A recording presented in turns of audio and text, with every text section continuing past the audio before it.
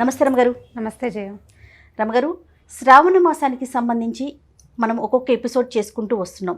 ఈ మాసం యొక్క విశిష్టతని మీరు చెప్తూ ఉన్నారు కదా. అయితే వరలక్ష్మి వ్రతం, శుక్రవారం రోజు వరలక్ష్మి వ్రతానికి ప్రత్యేకమైన స్థానం ఉంది. ఆ రోజు పాటించాల్సిన నియమ నిబంధనలు, వరలక్ష్మి వ్రతం యొక్క ప్రాముఖ్యత ఒక్కసారి డిస్కస్ చేద్దామండి. తప్పకుండా జయ. ప్రతి సంవత్సరం చేసుకునేదే, కానీ ప్రతి ఏడాది కొత్తగానే ఉంటుంది. అవునండి. పౌర్ణమికి ముందు వచ్చే శుక్రవారం ఇది ప్రత్యేకంగా చెప్పబడింది. మామూలుగా పౌర్ణమి చాలా విశిష్టమైనది, దాని ముందుండే 2 వారాలు చాలా ప్రత్యేకమైనవిగా, అంటే శుక్లపక్షం చాలా ప్రత్యేకమైంది. పౌర్ణమి తర్వాత అమావాస్యకి ముందు వచ్చే పక్షానికి అంత పెద్ద ప్రాముఖ్యత సాధారణంగా కనపడదు. మనకి వసంత నవరాత్రులు, శరన్నవరాత్రులు అవన్నీ కూడా పౌర్ణమికి ముందుండే 10 రోజులే ప్రత్యేకంగా.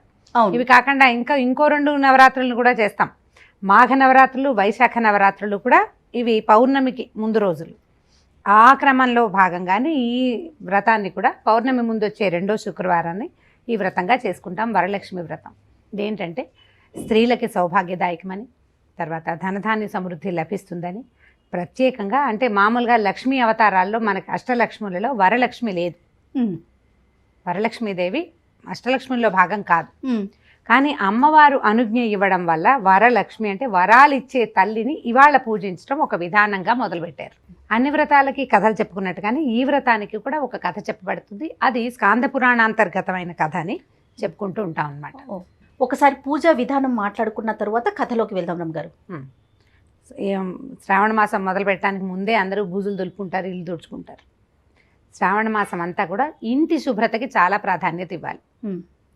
వాకిళ్ళు శుభ్రంగా ఉంచటం, నిత్యము గడపకి పసుపు రాసి బొట్టు పెట్టి కొంచెం వాకిట్లో గుమ్మంలో ముగ్గు వేయటం, ముగ్గు వేసుకోవటం, మామిడి మండలోవి తోరణాలు కట్టుకుని పువ్వుల తోరణాలు, స్త్రీలు తొందరగా స్నానం చేయటం, ఉదయమే నిద్ర లేవటం, సూర్యోదయాత్ పూర్వం కాకపోయినా కనీసం సూర్యోదయానికి ఇంట్లో పక్కలు అవి ఉండకూడదు. నిద్ర లేవగానే ముందు పక్కలు దుప్పట్లు మడిచిపెట్టేసుకోవాలి. అది కోరుకుంటుంది అమ్మవారు. ఆ రకమైన శుభ్రతే లక్ష్మీదేవికి ఇష్టం. అవును. ఇంట్లోకి తెల్లవారేసరికల్లా మొత్తం ఇల్లంతా వెలుగుగా ఉండాలి. అంటే సూర్యోదయపు ఎండ వెలుగు ఇంట్లోకి రావాలి. అన్ని ముందే లేవాలి, తలుపులన్నీ తెరిచుంచాలి, అందరూ ముందే లేవాలి, స్నానాలు చేసేయటం, ఇల్లు శుభ్రంగా ఉంచుకోవటం, పడుకున్న వాళ్ళు ఉండకూడదు పూజ చేసే టైంలో. అయితే అమ్మవారికి 5 రకాల నైవేద్యాలు పెట్టడం కొన్ని ఇళ్లలో ఆచారంగా ఉంటుంది. అమ్మవారిని అలంకరించుకోవటం. ఇప్పుడు అలంకారం అంటే ఒక్కొక్కళ్ళు ఒక్కొక్క విధానంగా చేస్తారు. కలశం పెట్టుకుని ఒక చిన్న ప్రతిమని కలశంతో పాటుగా ఆరాధించడం ఒక పద్ధతి అయితే, ముఖాకృతిని పెట్టి అమ్మవారి ఆకారాన్ని తయారు చేసుకునే విధానం ఒకటి. ఇప్పుడు ఫ్యాన్సీగా కంటే అత్తవారిళ్లలో ఏ విధానం ఉందో ఆ విధానాన్ని పాటించటమే పద్ధతి. అవును. ఇది అత్తారిళ్లలో చేసుకునేదే. మన అత్తవారింట్లో లేదా మనం ఏటా ఎలా చేసుకుంటున్నామో అట్లా ప్రతిమగాను చేసుకోవచ్చు, కలశ రూపంలోనూ చేసుకోవచ్చు. బంగారం పెట్టి పూజ చేయటం కూడా ఈ విధానం నడుస్తుంది. అంటే ఇంట్లో ఉన్న బంగారం మొత్తం కూడా మనం ఎక్కడైతే అలంకరణ చేస్తామో అక్కడ అమ్మవారికి అలంకరించి పూజ చేసుకుంటాం. బంగారానికి అంటే కొత్తగా ఒక బంగారు వస్తువు కానీ ఒక రూపు కానీ కొని ఆ వస్తువుకి ఆ రూపుకి లక్ష్మీ అంశగా భావించి పూజించడం ఒక పద్ధతి.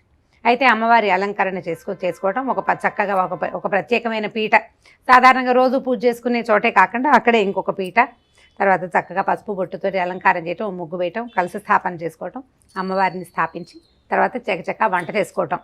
ఈ 5 రకాల పదార్థాలు. అంటే సాధారణంగా చేసేది ఏంటంటే పాయసము, పులిహోర, గారెలు, బూరెలు.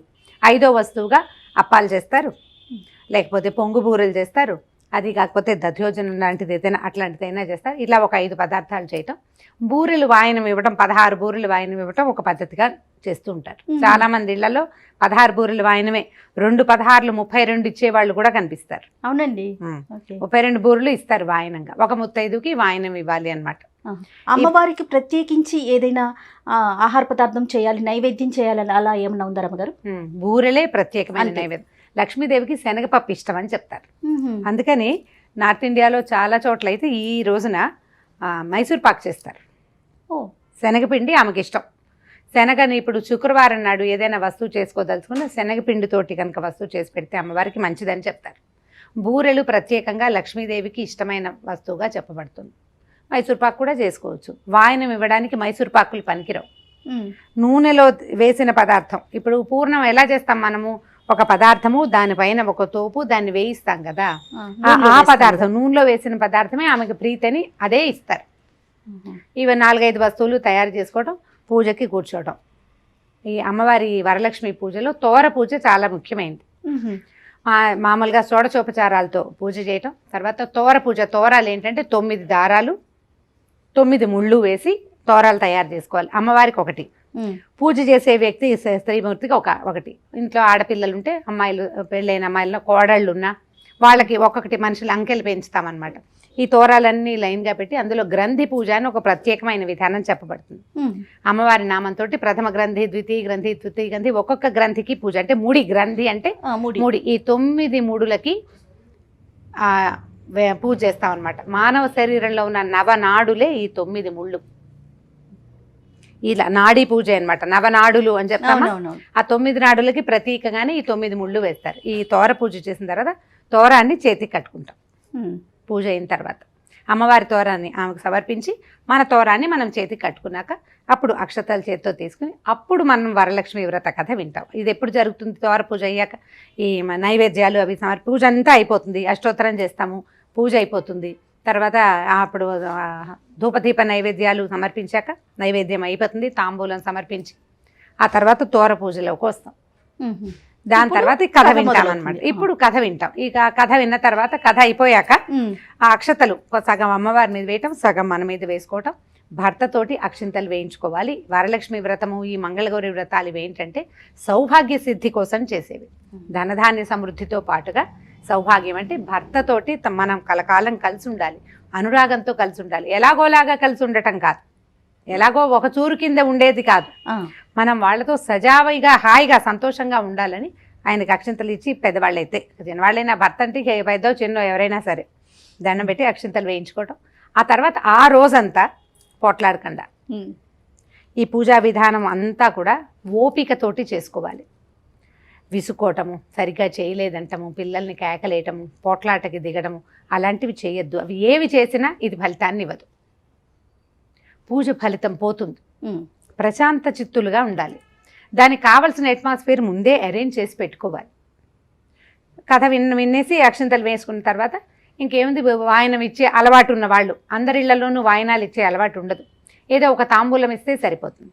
అయితే వాయనం ఇచ్చే అలవాటు ఉన్న వాళ్ళు ఈ 16 లేదా 32 బూరెల్ని ఒక ముత్తైదుకి ఇంట్లోనే కూర్చోబెట్టి పసుపు రాసి బొట్టిచ్చి తర్వాత ఈ వాయనం సమర్పించిన తర్వాత భోజనం చేస్తారు.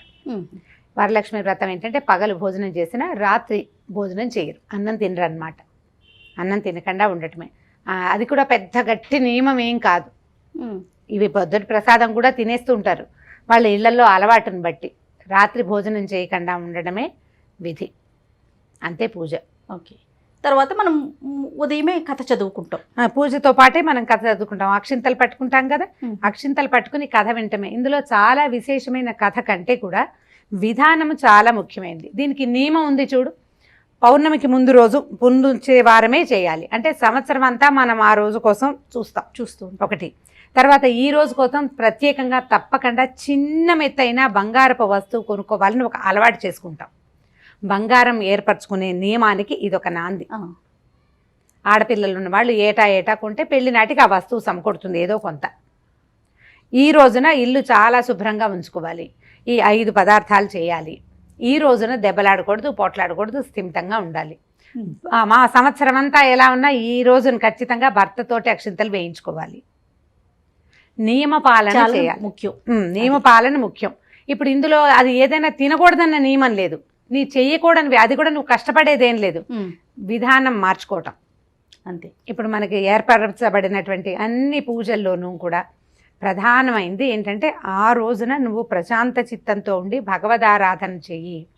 దీనివల్ల నువ్వు భగవంతుడి దగ్గరికి చేరటం ఎలాగూ సాధ్యపడుతుంది.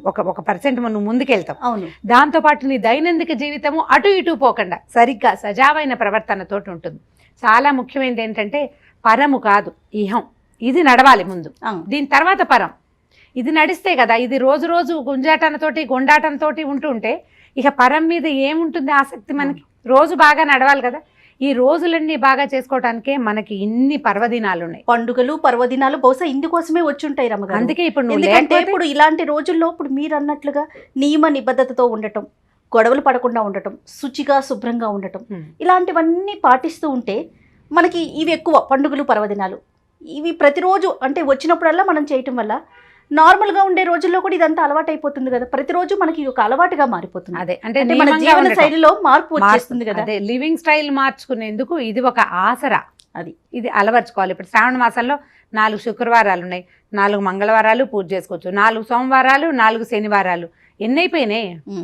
ఇన్ని రోజులు నువ్వు పూజ కోసం ప్రశాంతంగా ఉండటం అలవర్చుకుంటే ఆటోమేటిక్గా అలవాటైపోతుంది. అవును, ఇది అవసరమైన విధి అంతే. రమగారు మరి కథ ఒకసారి చెప్పుకుందామండి. అన్ని వ్రత కథల్లాగానే శౌనకాది మునులకి సూత మహాముని చెప్పారు. ఒకసారట పార్వతీదేవి పరమేశ్వరుని అడిగిందట, మానవలోకంలో చాలామంది స్త్రీలు వీళ్ళ సౌభాగ్యాని కోసం ఏదైనా చేసుకునేందుకు ఒక వ్రతాన్ని చెప్పండి. సౌభాగ్యం అంటే ఒక భర్తతో ఉండటం ఒకటే కాకుండా భర్తతోటి అభివృద్ధి కలిగిన సంసారం ఉండటం. భార్యాభర్త అన్యోన్యంగా ఉంటారు కొంతకాలం, ఉన్న తర్వాత వీళ్ళకి ధనధాన్య అభివృద్ధి అవి లేకపోతే ఎంతకాలం అన్యోన్యంగా ఉండగలుగుతారు? అవును, అన్యోన్యతకి అనుపానాలు చాలా కావాలి. సంపద లేనైతే ఎక్కువ కాలం అన్యోన్యంగా ఉండలేకపోతారు. ఇద్దరు ఉన్నప్పుడు ఉంటారు, సంతానం వృద్ధి అయ్యే కొందికి ఎంతో కొంత సంపద లేకపోతే ఈ పిల్లల్ని పెంచుకోవడం అది కష్టమైపోతుంది. అందుకని స్త్రీలకి సౌభాగ్యకరమైన వ్రతం ఏదైనా చెప్పమని అడిగితే పరమేశ్వరుడే స్వయంగా పార్వతీదేవికి చెప్పారట. వరలక్ష్మి వ్రతం అని ఒక వ్రతం ఉన్నది.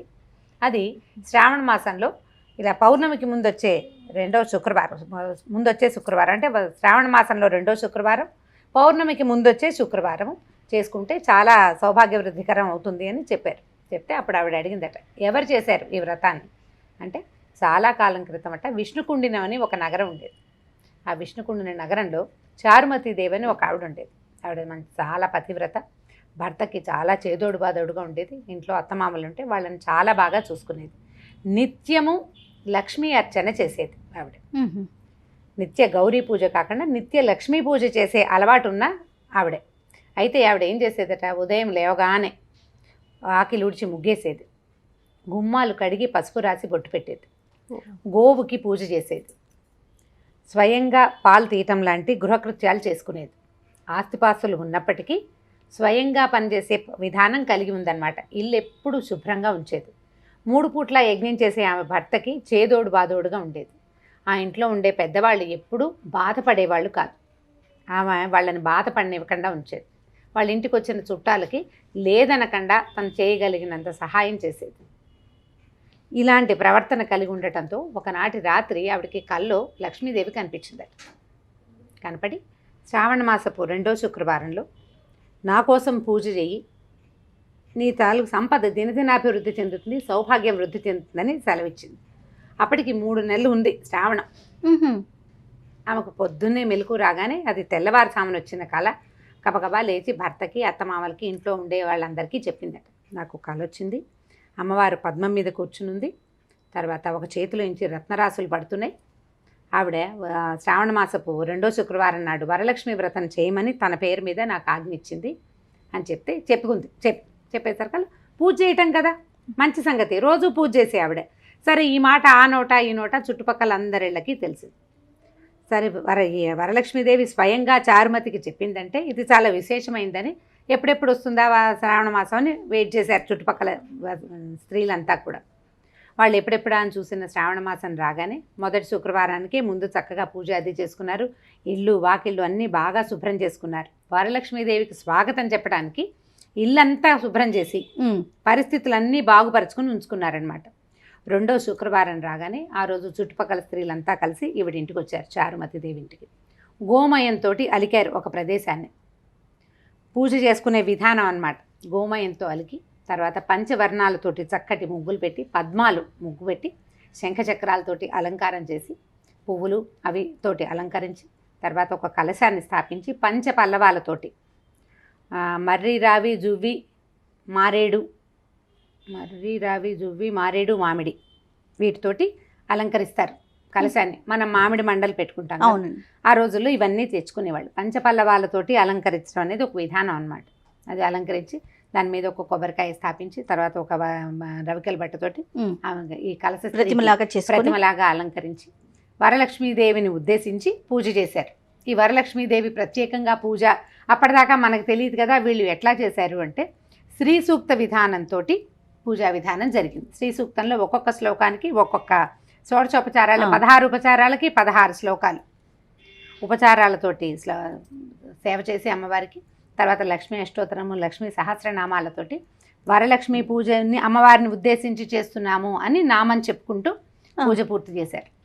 పూజ అయిపోయింది. తర్వాత ఏం చేశారు, వాళ్ళ అమ్మవారు ఆజ్ఞ ఇచ్చినట్టుగానే ఇలాగే అప్పాలు బూరెలు అమ్మవారికి నైవేద్యం పెట్టారు. రకరకాల ఆహార పదార్థాలు పెట్టారంటే నూనెతో చేసినవి, బియ్యంతో చేసినవి, బెల్లంతో, పంచదారతో, అట్లా వేరువేరు పదార్థాలతో అన్ని మధురాలు, గొప్పవి, ఆరోగ్యాన్ని ఇచ్చేటువంటి వస్తువులతోటి నైవేద్యం చేసి పెట్టడం అమ్మవారికి. సలిమిడి, తర్వాత వడపప్పు, పానకము, కొబ్బరికాయలు, అరటిపళ్ళు, ఖర్జూరాలు, అలాంటివన్నీ అన్ని ఆరోగ్యదాయకమైనవే. అమ్మవారికి అభిషేకం చేసినప్పుడు కూడా పంచామృత అభిషేకం చేసి పంచామృతాలు, ఇన్ని రకాల పదార్థాలు, తర్వాత భక్ష్యం భోజ్యంచే లేఖ్యంచే చోష్యం పానీయమేవచ అంటారు. ఇన్ని రకాలు పెట్టాలి. మళ్ళీ చెప్దామా? సరే. భక్ష్యం భోజ్యంచే లేఖ్యంచే చోష్యం పానీయమేవచ అంటారు. అంటే 5 రకాలు: భక్ష్యము, భోజ్యము, చోష్యము, లేఖ్యము, పానీయము. ఇన్ని రకాలతోటి నైవేద్యాలు పెట్టారు. పెట్టిన తర్వాత ఈ తోరాలు పూజ చేశారు. తోరాలు చేతికి కట్టుకుని ఏం చేశారంటే ఈ మండపానికి ప్రదక్షిణాలు చేయమన్నారు. ఎక్కడైతే అమ్మవారిని మండప స్థాపన చేశారో అక్కడ చుట్టూతా తిరగడానికి వీలుగా వాళ్ళు మధ్యలో పెట్టుకున్నారు. ఇంటి మధ్యలో ఈ స్త్రీలందరూ కలిసి అక్షతలు పట్టుకుని ఈ మండపానికి ప్రదక్షిణం చేపారు. మొదటి ప్రదక్షిణ చేయగానే ఈ ప్రదక్షిణ చేస్తున్న స్త్రీలందరికీ చేతులకి, పాదాలకి ఆభరణాలు వచ్చేసినాయి, గల్లుమంటున్నాయి. అంతకుముందు సాధారణంగా ఉన్న వాళ్ళకి అంతా శరీరం అంతా బంగారు ఆభరణాలు. అక్కడి నుంచి రెండో ప్రదక్షిణ చేయగానే చారుమతీదేవి ఇల్లంతా వస్తువులతోటి నిండిపోయిందట. పర్వాలే, వాళ్ళు కొంత సంపన్నులు, మరి కాస్త ఏ స్త్రీలైతే ఈ మండపాన్ని చుట్టూ తిరుగుతున్నారో వాళ్ళందరి ఇళ్లలో కూడా ధాన్య వృద్ధి, ధన వృద్ధి, వస్తు సమృద్ధి కలిగింది. మూడో ప్రదక్షిణం చేయగానే వాళ్ళ ఇళ్ల నుంచి వీళ్ళ కోసం ఎన్నెన్ని వాహనాలు వచ్చినట్టు. అంతకుముందు కాలినడకను వచ్చారు వాళ్ళు. ధనధాన్య సమృద్ధి జరిగి ఇళ్లలో వాహనాలు వచ్చినాయి వీళ్ళని తీసుకెళ్ళటానికి. అంత విశేషమైనటువంటి ఇది జరిగిందనమాట, అభివృద్ధి. ఈ 3 ప్రదక్షిణాలు చేసిన తర్వాత అమ్మవారిని మళ్ళీ నమస్కారం చేసుకుని సాష్టాంగాలు చేస్తారు కదా. పూర్తి సాష్టాంగం స్త్రీలు చేయకూడదు, అర్ధ సాష్టాంగం చేసి సరే తీర్థము ప్రసాదము తీసుకుని ఆమె ఇచ్చినటువంటి వాయన స్వీకారం చేసి, ఈవిడ అదృష్టం ఈవిడికి కల్లోకి రావటం వల్ల తను చేయటంతో పాటు మనమందరం కూడా అవకాశం దొరికింది. అందరితోటి కూడా చేయించింది, మనందరం కూడా అభివృద్ధి అయ్యామని సంతోషిస్తూ స్త్రీలంతా ఎవరి బళ్ళు వాళ్ళెక్కి వాళ్ళ ఇళ్ళకి వాళ్ళు వెళ్ళిపోయారు. ఆ సంవత్సరం నుంచి ఆ కుండిన నగరంలో మొదలు పెట్టబడినటువంటి ఈ పూజా విధానం అట్లా వృద్ధి చెందింది. వెంటనే అభివృద్ధి వస్తుందా రాదా? రావచ్చు. ఆ కాలంలో వెంటనే వచ్చేది. ఇప్పుడు మనకి కొంచెం నిదానంగా వస్తుంది. ఫలితాలు కొంచెం లేట్ అవుతాయి కలిలో, కానీ ఫలితం తప్పదు. దీనికి ప్రధానమైంది 3-4 నెలల క్రితం వచ్చిన కళని జ్ఞాపకం పెట్టుకుని ఆమె ఎలా చెప్పిందో అదే విధంగా పూజ చేయడం. అంటే నియమం పోలేదు, భక్తి శ్రద్ధలు నియమం. పైగా నా పూజ నేను ఒకదాన్నే అని కాకుండా ఇలాంటి అత్యద్భుతమైన పూజా వ్యవహారం ఉంటే దీనిని నలుగురికి చెప్పి నలుగురు ఇలాంటి లాభాన్ని పొందాలని ఆశించిన ధర్మబుద్ధి ఉంది కదా, ఆ బుద్ధి వల్ల ఆమె ఇప్పటికీ చారుమతీదేవి పేరు చెప్పుకుంటున్నాం. మనం జ్ఞాపకం పెట్టుకుని చెప్పుకుంటున్నాం కదా. అంతే కదండి. ఎవరైనా సరే ఇతరుల కోసం ఏదైనా చేస్తే వాళ్ళు జ్ఞాపకం ఉంటారు.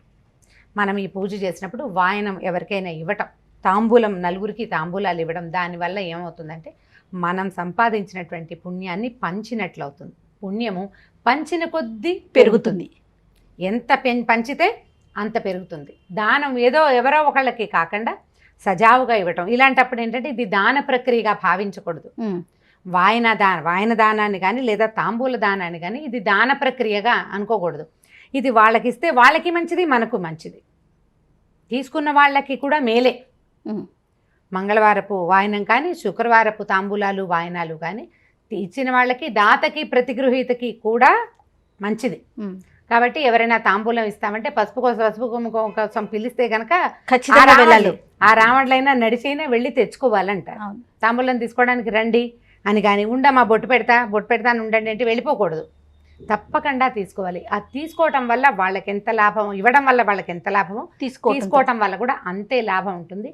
ఇవి పురాతన కాలం నుంచి నమ్మబడుతున్నవి.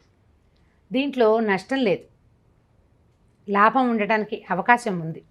కాబట్టి ఇలాంటి ప్రక్రియని వదిలిపెట్టేయకుండా ముందుకు ఈ రోజుల్లో ఎవరు చేస్తున్నారు, ఈ కాలంలో కూడా ఇవన్నీనా లాంటివి అనుకోవద్దు. ఈ కాలమైనా ఆ కాలమైనా మనం గాలి ఎప్పుడు తీసుకుంటున్నాం. గాలి లేకుండా ఈ కాలంలో కూడా గాలి ఏమిటంటే అని మానేస్తాం, మానేయట్లేదు, శుభ్రంగా గాలి తీసుకుంటూనే ఉన్నాం ఇన్వాలంటరీగా. అంతే కదా. ఇవి కూడా ఇన్వాలంటరీగానే చేసేయాలి, మానేయకుండా. మన ఇంట్లో పద్ధతి ఉన్నా లేకపోయినా పూజలు చేసుకోలేకపోతాం అనుకో, తాంబూలం ఇవ్వడానికి ఏముంది, అంతే కదా. ఎవరికైనా కాదు రమ్మగారు, మన సంస్కృతి సాంప్రదాయాలు ముందు తరాలకి వెళ్ళాలంటే మనం చెయ్యాలి. రేపొద్దున మన పిల్లలు చేస్తారు, వాళ్ళు చేస్తే వాళ్ళ పిల్లలు చేస్తారు, అలాగే కదా మన సంప్రదాయం ముందుకు వెళ్తుంది. మన తాత అమ్మమ్మ మానేస్తే మనకు వచ్చేవి కాదు కదా, తెలిసేదే కాదు కదా. అదే కాబట్టి తప్పకుండా వరలక్ష్మి వ్రతం చేసుకోండి. స్థిమితంగా పూజ చేసుకోవటము, శ్రద్ధాభక్తులతోటి ఈ రోజుని ప్రశాంతంగా ముందుకు తీసుకెళ్ళండి. తప్పకుండా అండి. నమస్తే రమ్మగారు. నమస్తే జయ.